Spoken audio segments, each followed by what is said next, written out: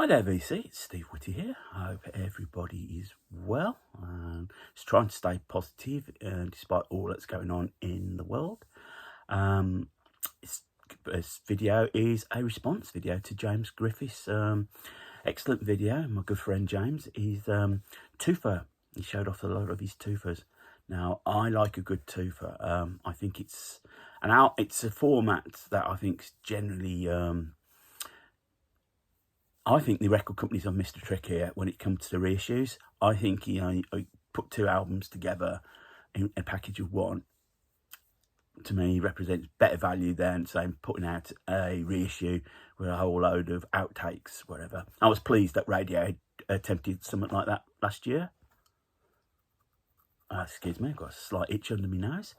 So I'm going to show off some of my Toofas and hope that you like them. So the first one is Electric Light Orchestra, the debut album, and then Yellow 2.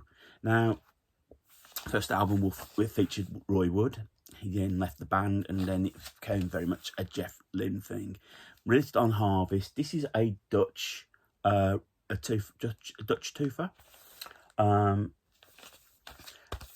And to me, this is an idea why you get Toofa, because I think the debut albums would be it is quite expensive to find, very rare to find. I think you can find copies of ELO 2 because it sold a few more copies in the UK.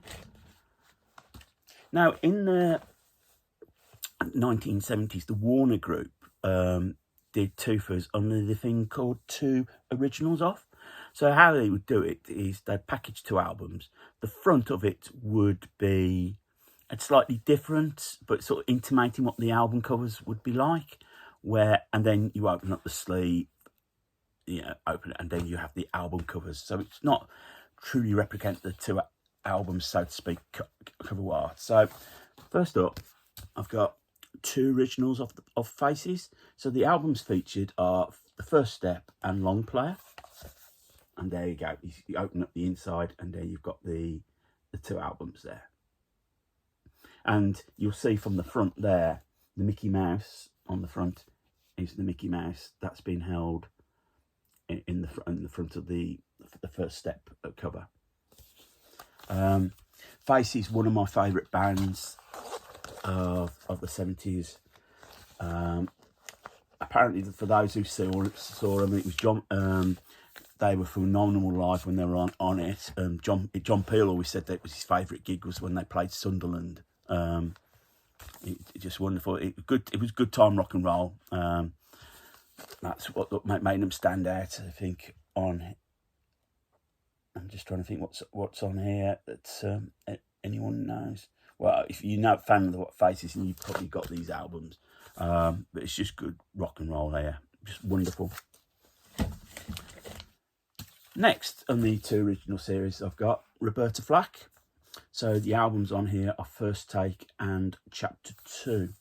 So First Take features First Time I Ever Saw Your Face, which got featured in Play Misty for Me, and there you go. It's the two album art there.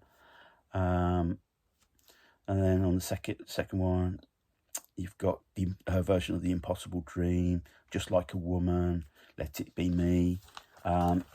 Roberta Flack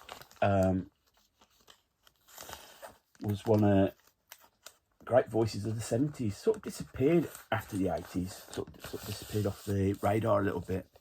As I say, she came up in the 70s, much to the chagrin of this artist who felt she was being pushed out by her. That's Aretha Franklin. So this is two originals of Aretha Franklin. So you've got on here, I Never Loved a Man the Way I Love You, and Aretha Arrives. There you go. The first, I Never Loved a Man, is a classic Aretha album. It could well be her best album. It's got a Respect on it. I Never Loved a Man, of course, The Way I Love You. Baby, Baby, Baby, Dr. Feelgood, Do Right Woman, Do Right Man. Change Is Going to Come, her version of that is just wonderful. Listening to it in the shop on Friday, well, this album, Pete was playing it. And then Aretha Arrives, where she does a version of Satisfaction. 96 Tears is on here as well. That's Life. Again, artist at a peak at this time. Next up in the series I've got is Little Feat, 2 originals of Little Feat. So you've got the debut album Little Feat and then Dixie Chicken. There you go. When I played Dixie Chickens about a month back, and the reaction I got when I posted it on Instagram and Facebook was really positive. People loved it. Lowell George, one of the sort of greats, forgotten greats in 70s music. Dixie Chicken, the title track on the album, is absolutely wonderful. But the debut album is really good as well. You can see the promise. There was on Amazon Prime in the UK a documentary about him. I'm not sure if it's still on now, but if it is, it's worth checking out. It tells the story of him, really where it went wrong for him. And then the final one I've got in this series, 2 originals of Ted Nugent. So you've got, it's the last 2 albums he did with the Onboy Dukes. So it's Call of the Wild and Two Fang and Claw. There you go. Say what you like about Ted Nugent. And depending on your political point of view, he can come across as a bit of a dick. But he's a bloody good guitar player.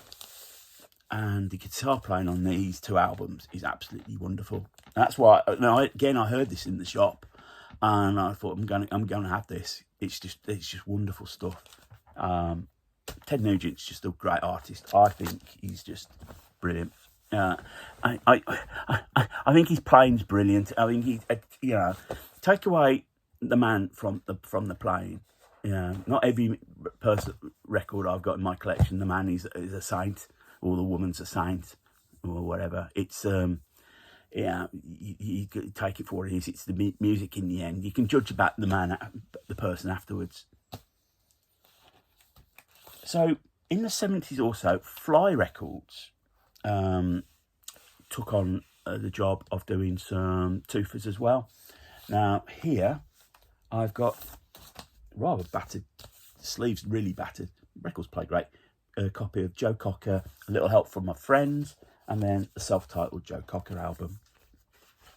So what Fly did was, if I got this right, there you go. And then the Joe Cocker, they flipped it round to make it awkward for us to do videos. So yeah, so the Joe Cocker album, you've got obviously Feeling All Right, Little Help From My Friends, which is his #1 single. Marjorie's on here. There's a version of Bly Bly Blackbird. It's just a wonderful album. And then, you see from here on the back credits, you people who were on the album. Just wonderful. And then you've got the second album, which has got a version of Leonard Cohen's Bird on a Wire. Lordy Miss Claudie's on there. She does another Lennon McCartney song, Comes Through the Bathroom Window, and then also does a cover of George Harrison's Something. Delta Lady's on there, which became another hit, and Darling Be Home Soon. These are 2 wonderful records. Again, they'd be difficult to find, but yeah, I was pleased to find these. As I say, the cover's a bit knackered, but records are fine. Fly also put out 2 Poko Haram Toofas. So this is Poko Haram, and this is their debut album, but they called it A Whiter Shade of Pale, which sort of reflected what the release was in America, and A Salty Dog. Now, A Whiter Shade of Pale, the original album when it came out, did not have the White Shade of Pale on it, hence why it was just called Poko Haram. But in America, it was, they added it to the album. So you've got that, and then you've got Salty Dog, which is a wonderful piece of music, orchestral arrangements, gets done on the live album. There you go. And there go the inside there.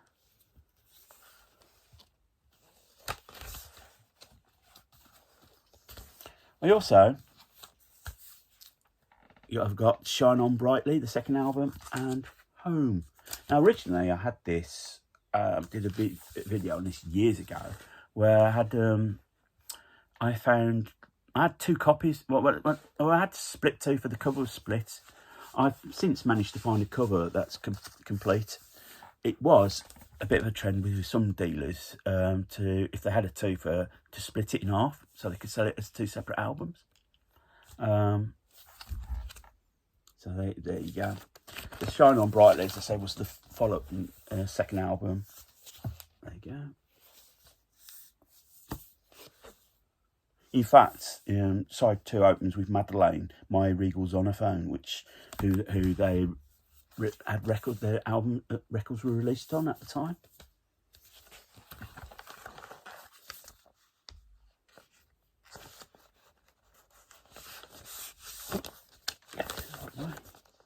Yeah, wonderful stuff. And the fact to have a band have 2 albums as Toofas, well, 4 albums done as 2 Toofas, just wonderful.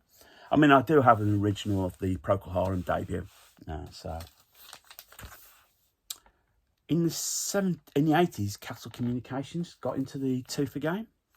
And this is Tyrannosaurus Rex. This is their debut 2 albums. So on record 1 is the second album, Prophets, Seers and Sages, The Angel of the Ages. And then on disc 2 is the debut album, My People Were Fair and Had Sky in Their Hair, but now they're content to wear stars on their brows. So the packaging was rather basic. You just inside just had the front cover. On the back you had just the track listing. As it said, 2 great albums for the price of 1. James showed his copy of Unicorn and Beard of Stars. I've got same copy as well. Yeah, it is Mark Bolan. Somebody said in his Larry the Lamb phase, very Tolkien-esque, but it's a product of its time. I'm not sure somebody comes on stage now with an acoustic guitar and a guy playing bongos is going to cut it now.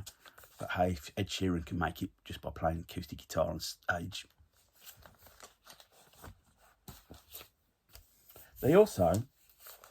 I've got Uriah Heep.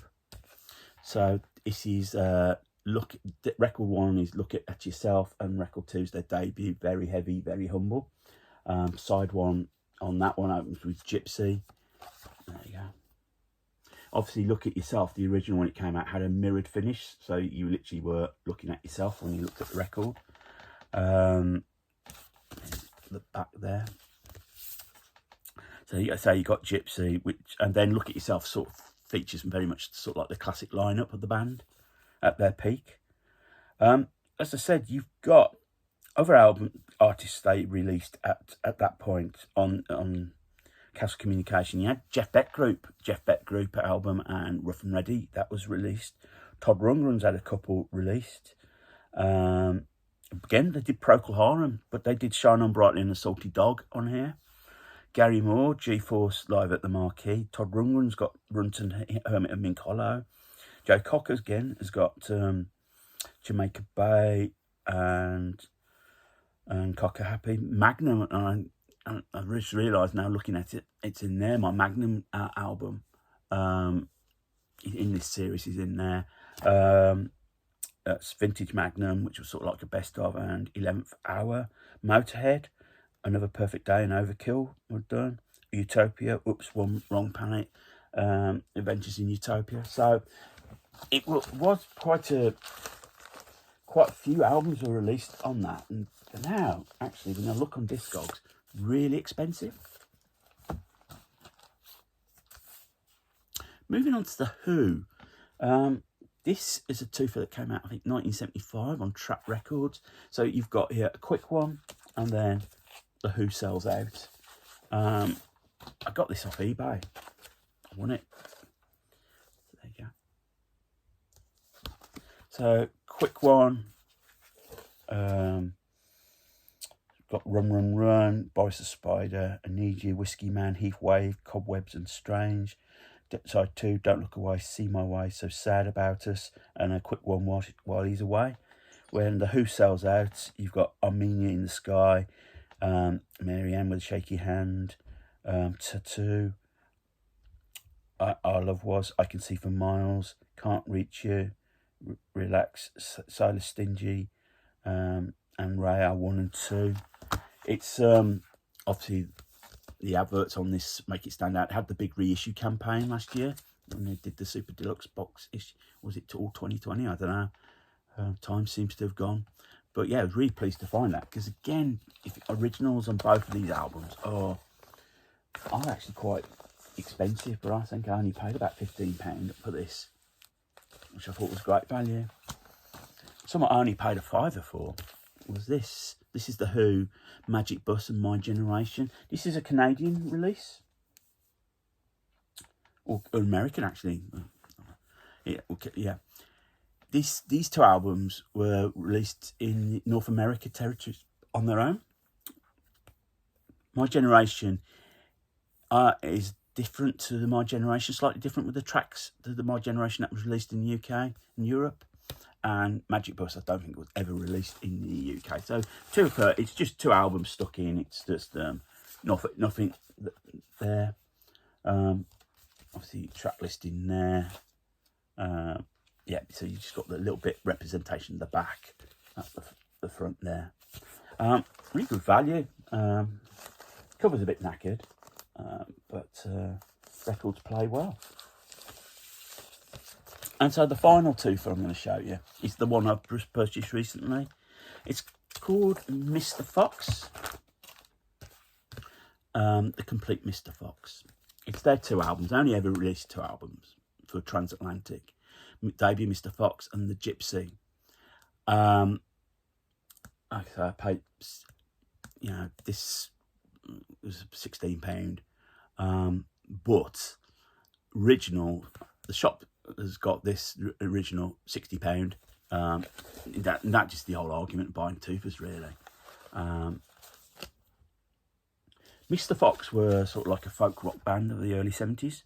And yeah, they did. I think they just did the two albums and sort of disappeared. As I say, I think there is a connection. I'm not sure, because you've got Bob and Carol Pegger on here.